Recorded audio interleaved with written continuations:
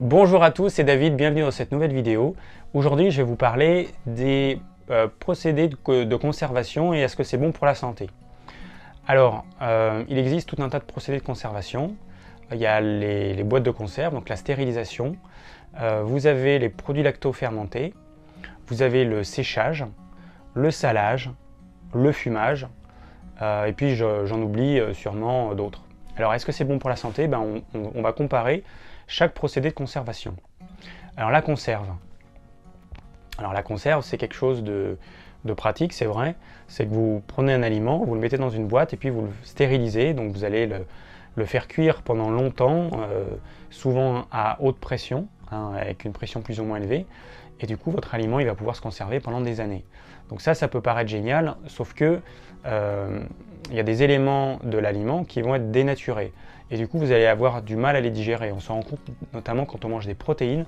Quand vous allez manger du maquereau en boîte, de la sardine en boîte, vous allez vous rendre compte que vous allez avoir du mal à les digérer. Alors que vous prenez des sardines fraîches que vous faites cuire ou du maquereau frais que vous faites cuire, vous n'aurez aucun problème de digestion. Donc ça, c'est le premier point. C'est qu'il y a des éléments qui vont être dénaturés. Il y a des vitamines qui vont disparaître par la chaleur, comme la vitamine C par exemple. Et du coup, c'est difficile à dire que c'est bon pour la santé. La stérilisation, c'est vraiment pas top. On fait ça quand vraiment on peut pas faire autrement. Mais par contre, moi, je mange jamais d'aliments en boîte, j'en achète jamais.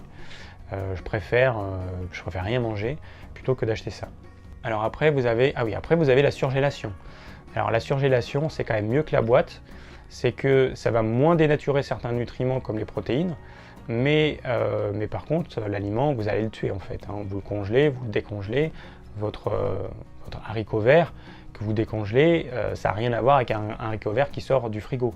Il est mort, il faut le faire cuire tout de suite, sinon en quelques heures, le lendemain, il sera pourri, il sera immangeable. Donc c'est mieux que la stérilisation, mais c'est quand même pas l'idéal. Mais si je devais choisir entre les deux, je prendrais la congélation sans hésitation. Alors ensuite, vous avez les produits salés. Donc, vous avez les jambons, par exemple, le jambon sec. Alors ça, c'est un procédé de conservation qu'on utilisait à l'époque parce qu'on n'avait pas le choix, en fait. Pour conserver la viande, il n'y avait pas de frigo. Donc, on salait les aliments. Et du coup, quand vous allez manger ça, ça va être un aliment qui va être beaucoup trop salé.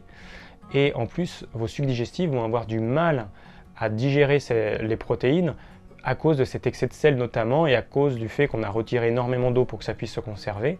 Donc au niveau digestion, c'est vraiment très mauvais. On va digérer très mal le jambon sec.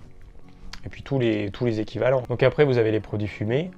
Donc là, le problème, c'est que la fumée, elle est cancérigène et que le saumon fumé, c'est quelque chose à manger ponctuellement parce que c'est vraiment pas bon pour la santé. Et c'est valable pour tous les produits fumés. Alors ensuite, vous avez par exemple les produits lacto-fermentés. Donc ça, je pense que tout le monde connaît la choucroute. C'est du chou cru, qui est mélangé avec une saumure, avec un petit peu d'eau et puis beaucoup de sel. Et du coup, le processus de lactofermentation va se faire. Le sel va permettre de contrôler la lactofermentation en évitant que certaines bactéries prédominent. Et vous avez au final un produit qui est acide, donc c'est l'acide lactique qui est formé, et un produit qui est salé. Et cet excès d'acidité va poser problème à un certain nombre de personnes. Donc les produits lacto-fermentés, pour moi, ce serait vraiment pas bien à manger au quotidien. Ça me poserait de gros problèmes. Donc j'ai testé, évidemment, j'ai déjà testé pendant pas mal de temps. Et cet excès d'acidité va me déminéraliser.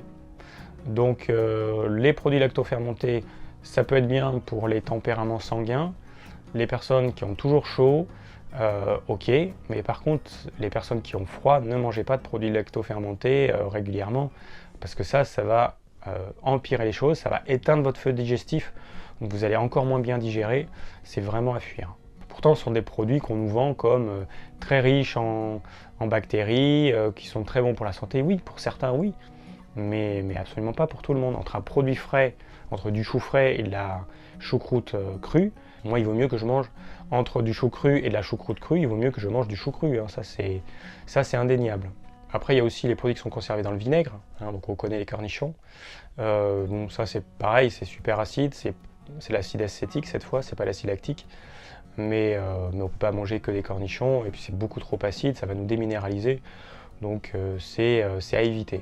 Alors on a également le séchage. Donc sécher les aliments et les fruits permet de les conserver quasi indéfiniment.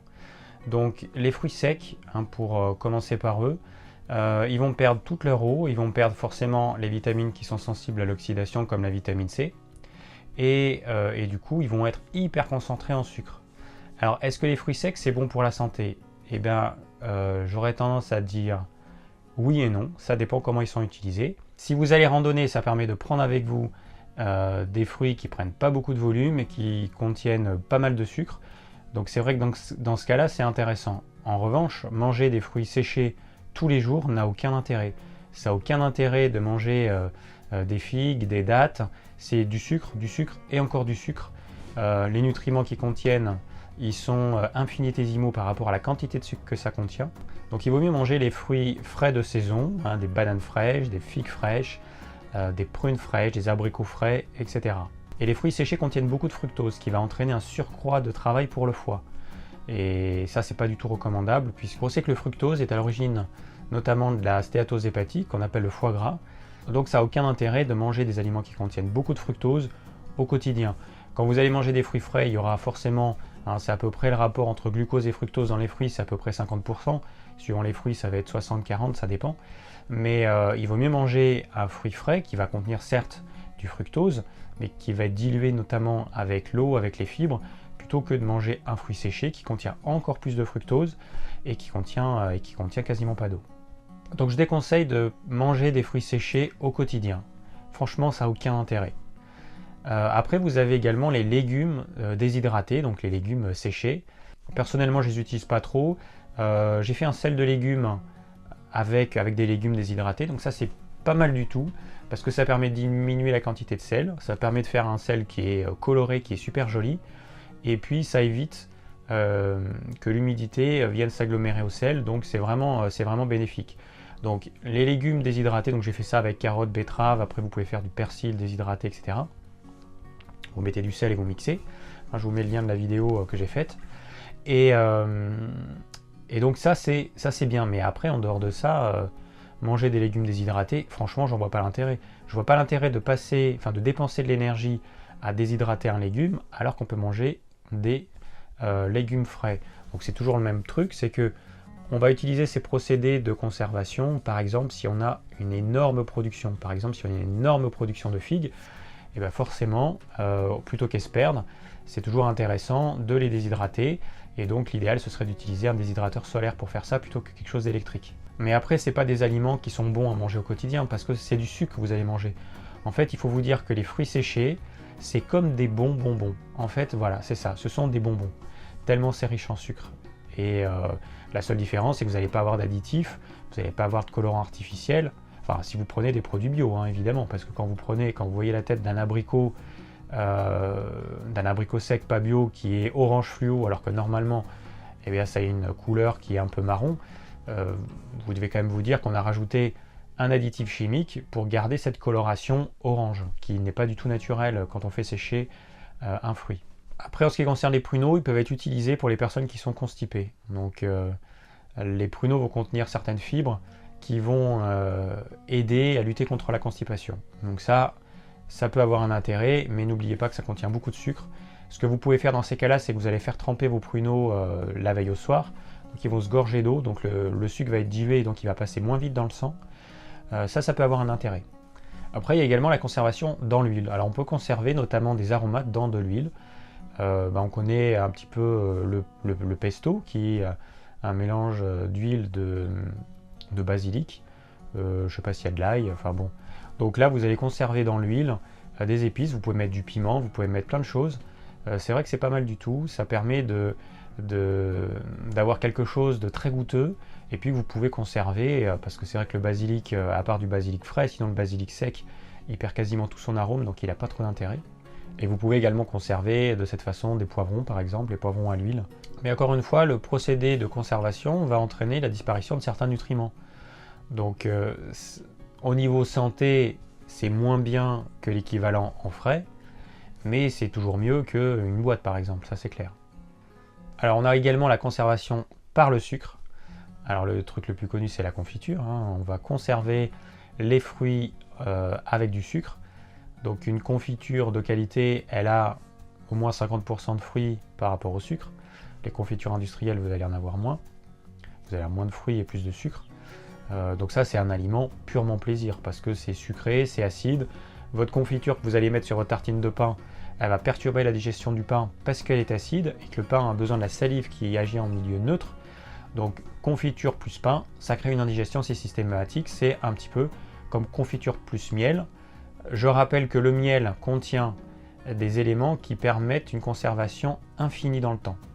Hein, les abeilles produisent des substances antibactériennes dans le miel qui vont faire qu'il va se conserver indéfiniment. Et ces substances vont également contrecarrer l'action de nos enzymes digestifs. Ça veut dire que si vous prenez pain, beurre, miel par exemple, eh bien, le miel va neutraliser une partie des enzymes digestifs, donc votre pain, vous n'allez pas le digérer correctement. Et puis il y a aussi le problème du fait que le miel, c'est un sucre rapide, que vous allez mélanger avec un sucre lent, avec des temps de digestion qui sont très différents les uns des autres. Donc forcément, vous allez créer une indigestion, il va y avoir une fermentation de type alcoolique, et vous allez comme ça, sans avoir bu une goutte d'alcool, vous allez produire une petite quantité d'alcool. Donc on considère que les gens qui ont ce type de repas vont produire entre 0,5 et 1% d'alcool, ce qui peut paraître peu, sauf que c'est quelque chose qui va se faire continuellement. Donc si vous prenez un petit déjeuner sucré, si vous prenez un dessert à la fin de chaque repas, eh bien systématiquement votre corps va produire un petit peu d'alcool, et cet alcool, à terme, il va agresser le foie, et c'est comme ça qu'il y a des personnes qui se font des cirrhoses, qui ont des insuffisances hépatiques sans avoir bu une goutte d'alcool. Donc en conclusion, aujourd'hui nous avons la chaîne du froid, nous avons des réfrigérateurs dans nos maisons, nous avons des congélateurs, donc c'est clairement le meilleur mode de conservation des aliments. Et puis on a des produits frais surtout. On a des légumes toute l'année, des légumes de saison toute l'année. Donc pourquoi est-ce qu'on va s'embêter à aller faire des conserves de légumes l'été alors qu'on a des légumes d'hiver? Alors certains ils vont me dire, bah oui, parce que moi l'hiver j'ai envie de manger de la ratatouille, j'ai envie de manger du coulis de tomate. Ok, pourquoi pas, après c'est une question de goût, mais il n'empêche que ces aliments sont faits pour être mangés en été, et que la tomate par exemple c'est un aliment acide, le coulis de tomate est acide, et que si vous mangez ça en hiver, ça va vous refroidir, donc ça va vous faire plaisir au goût, ça va vous donner l'impression d'être un petit peu en été, mais c'est pas des aliments que je conseillerais. Il faut voir ça plus comme des aliments plaisir, mais en hiver, on va manger ce qu'il y a d'hiver. Alors en hiver, on a quoi? On a tout type de choux, on a des poireaux, on a les oignons, on a les pommes de terre, on a toutes les courges. Bon, on va manger des légumes d'hiver, voilà. Et en été, on mangera les légumes d'été, au printemps, les légumes de printemps, etc. C'est comme ça que ça fonctionne en fait. Après, on a les réfrigérateurs pour conserver ça pendant quelques jours, pendant une petite semaine. C'est génial. Donc pourquoi est-ce qu'on mangerait des produits qui ont été conservés? Moi, j'en vois pas l'intérêt. Même la surgélation. Donc la surgélation, elle va permettre de manger des haricots verts l'hiver, alors que normalement c'est produit en été. Bon, ok, de façon ponctuelle, pourquoi pas, mais ça va consommer beaucoup d'énergie, parce qu'il va falloir consommer de l'énergie pour surgeler ces aliments. Ensuite, il va falloir les mettre dans un congélateur qui va devoir fonctionner 24 heures sur 24 pour maintenir l'aliment à moins 24 degrés. Voilà, c'est beaucoup d'énergie consommée pour manger au final un petit peu de haricots verts alors qu'on a d'autres légumes qu'on pourrait manger. Moi personnellement, je ne trouve pas que ce soit top au niveau écologique, et puis même pour le corps, c'est toujours moins bien que de prendre un produit frais de saison. Après, il y en a qui vont me dire, bah ouais, c'est beaucoup plus pratique de manger des sardines en boîte, des maquereaux en boîte, d'acheter des légumes tout prêts surgelés. Oui, c'est clair que c'est plus pratique, de même que manger des plats préparés. C'est beaucoup plus pratique que de se faire la cuisine. Oui, c'est plus pratique. Mais après, ça dépend ce que vous voulez. Moi, je vais conseiller l'idéal. Je vais vous dire, l'idéal, c'est ça. Après, si vous ne pouvez pas le faire, vous ne le faites pas, c'est pas un problème. Mais il faut savoir qu'une sardine en boîte, elle va être compliquée à digérer, elle va vous demander beaucoup plus de travail digestif, ça va vous demander beaucoup plus d'énergie, vous allez devoir produire beaucoup plus de sucre digestif et d'enzymes, donc ça va vous demander de l'énergie. Vous allez perdre de l'énergie pour pouvoir digérer vos sardines en boîte. Alors que si vous achetez des sardines fraîches, et que vous faites cuire, elles vont être digérées très facilement et vous allez utiliser beaucoup moins d'énergie pour les digérer. Donc c'est un choix. J'aurais tendance à dire que ponctuellement, ok, ça ne va pas vous poser de problème, vous allez mettre plus de temps à digérer vos sardines en boîte, c'est pas un problème. Mais par contre, si vous le faites tous les jours, là pour moi, ça pose un problème. Mon but, c'est simplement de vous donner une ligne directrice. Donc si vous mangez des aliments en conserve, eh bien, c'est des aliments qui ont perdu des vitamines, des nutriments, qui sont plus durs à digérer parce que le procédé de stérilisation, qui est un procédé assez agressif, va dénaturer notamment les protéines. Donc voilà, vous le faites en connaissance de cause. À côté de ça, si vous mangez l'équivalent en frais, c'est un aliment qui est frais, qui a plein de vitalité. Et cette vitalité, vous allez prendre cette vitalité, donc ça va vous nourrir en énergie. Et en plus, ça va vous demander moins d'énergie pour digérer cet aliment. Il va vous apporter plus de nutriments. Donc forcément, c'est tout bénef pour vous, en fait. Donc, c'est vrai que parfois, on a tendance à sacrifier le bon pour nous sur l'autel du pratique.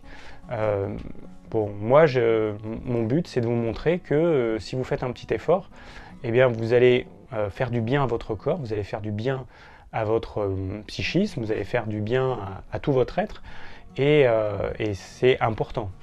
Mon but, c'est simplement de vous montrer que si vous mangez des aliments vivants, vous aurez plus d'énergie, pour vivre votre quotidien, vous serez plus motivé, vous aurez une meilleure énergie psychique, et vous pourrez faire tout ce dont vous avez à faire dans la journée.